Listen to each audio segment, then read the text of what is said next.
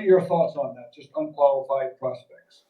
It just really depends. What I don't want you doing is in your head deciding whether or not they can afford something or not. Your sales process should be the barometer of whether or not this deal moves forward, right? So you should have a very specific process of, does it make sense to blank?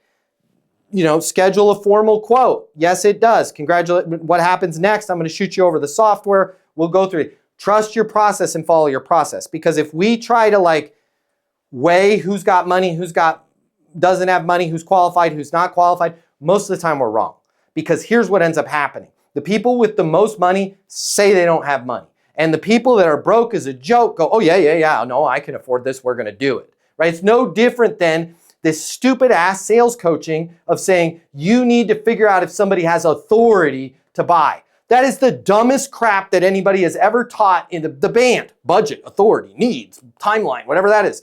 When you get to the A, boom, you blow yourself up. Why? If I'm the CEO of the company and I say, Chris is the CEO of the company, which he is, and I say, Chris, do you have the authority to make this decision? And Chris does, he lies.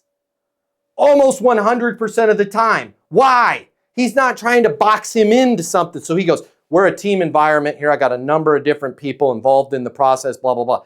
He just lied to me. Now, let's say Chris is Cubicle Chris, is what they call him, right? He's got no authority for anything. And I go, hey, Chris, do you have the authority to make this decision?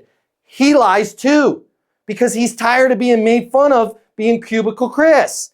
And he wants to feel important for the day. So this is where we just got to really be careful when we're trying to figure out if somebody has budget, if they have authority, because when you start to ask those questions, you don't get honest answers. Now, when you ask questions like, what's your biggest reason for blank?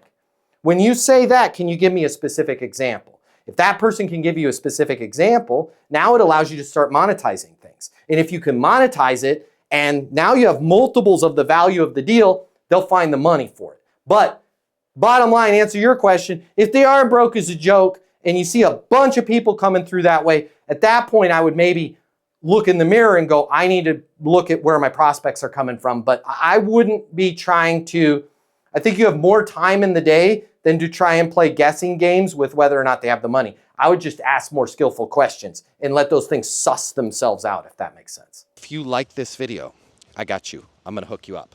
Click the link in my bio. I'm gonna give you the closing mini masterclass. It's normally $300. I'm gonna pay for everything.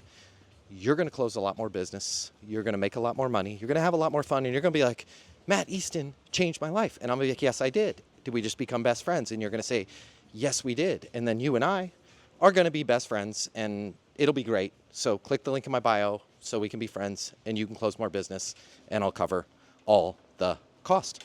See you there.